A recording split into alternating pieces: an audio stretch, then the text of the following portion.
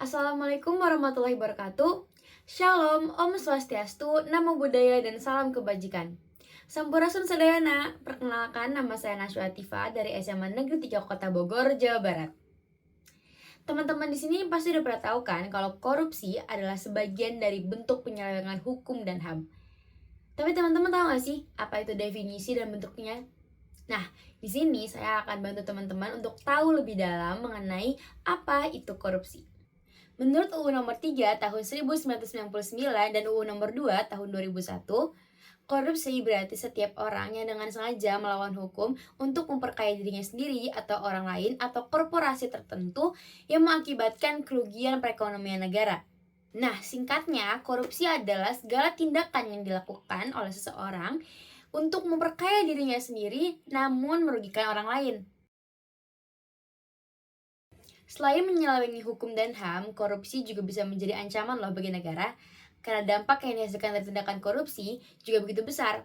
Yang pertama, pertumbuhan perekonomian yang akan melambat.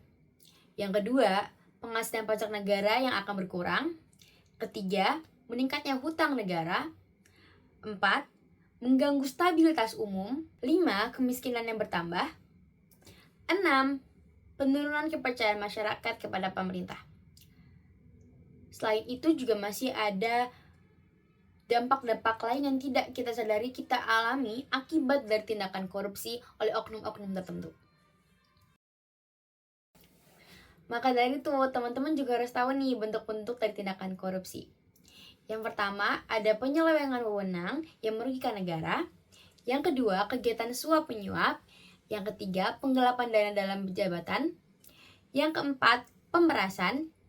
Yang kelima, perbuatan curang. Yang keenam, benturan kepentingan dalam pengadaan. Dan yang ketujuh, gratifikasi. Teman-teman di sini ngaku, siapa yang pernah nyontek? Nyontek adalah bagian dari tindakan korupsi loh, karena dengan menyontek, kita berbuat curang. Nah, jangan diulangin lagi ya. Terus, apa aja sih yang bisa kita lakukan untuk mencegah bahkan menghindari korupsi? Yaitu dengan mengetahui nilai-nilai anti korupsi atau sikap-sikap anti korupsi. Yang pertama yaitu transparansi, yaitu terbuka akan suatu hal tanpa menutupi satupun informasi. Yang kedua, akuntabilitas, yaitu berani bertanggung jawab. Contohnya, mengakui kesalahan dan belajar darinya, lalu mengambil tindakan untuk mengatasi kesalahan tersebut. Yang kedua, kejujuran, yaitu memberikan fakta yang sebenar-benarnya. Contohnya, tidak menyalahgunakan kepercayaan orang lain dan tidak mengambil keuntungan dari kesempatan yang tidak adil.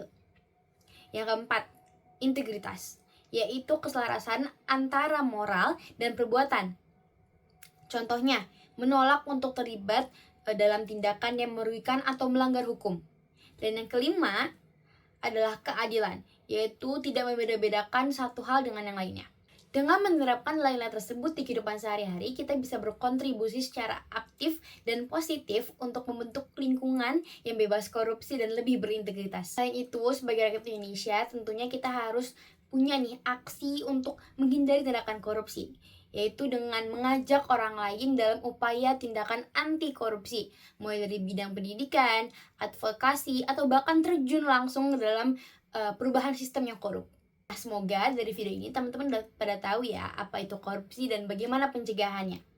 Sekian dari saya, mohon maaf bila ada kesalahan. Wassalamualaikum warahmatullahi wabarakatuh.